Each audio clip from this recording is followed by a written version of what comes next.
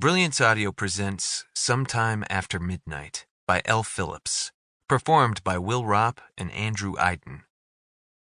Nate, wake up! As soon as I hear Tanya's screeching voice, I feel the icy liquid. I look down. While I was daydreaming, the Mr. Freezy I'd been squirting into a cup overflowed, all over my hands and all over the floor. And, regrettably, all over my shoes. Which is a drag because I love these shoes in particular. They started as just plain white canvas, but I've added blue and red circles and stars, and now they're my Captain America shoes. Steve Rogers himself would have dug them. "What's wrong with you today?" Tanya asks me as I look around wildly for a rag to mop up, all the while trying not to move and spread sugary raspberry slush any further. "Tired, I guess," I mumble. I dare a glance at Victor, my best friend, who flings an already dirty rag at me and desperately tries not to make eye contact. I start cleaning up.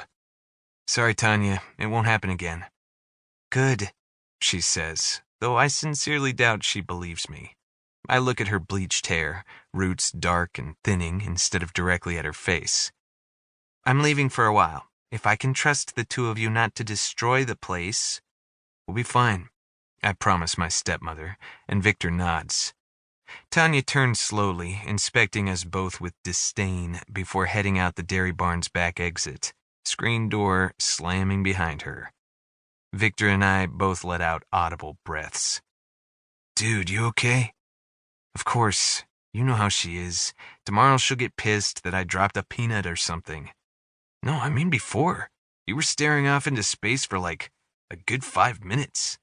Judging by the amount of blue raspberry Mr. Freezy on the floor, it couldn't have been more than 2.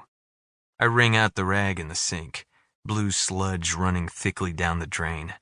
Victor's still scrutinizing me. "Really, I'm just tired," I repeat. "Had a weird dream last night." "Was it the one about Paul McCartney again? Because, dude, I know he's an icon, but he's old." "No, not Paul McCartney." I resume mopping up the floor and do my best, but truth be told, there's no amount of cleaning that could make Tanya's dairy barn sparkle. It was about Dad, actually. At that, Victor's teasing smile vanishes. "The one where you're him and you jump?" I nod. A car pulls into the drive-thru, and Victor volunteers to take the order, speaking saccharinely into his headset mic. A couple of Sundays later, and we're back to our conversation. "You haven't had that one in a while," Victor says. And because Victor and I have been friends since the day I moved to Los Angeles 9 years ago, he would know. It was the exact same, though. I'm my dad, but I can't control what he does. He walks out onto the balcony and climbs over the railing and let's go. I wake up when Dad hits the pavement. Victor grimaces, and I don't blame him. It's not exactly a great visual. I can say that from experience.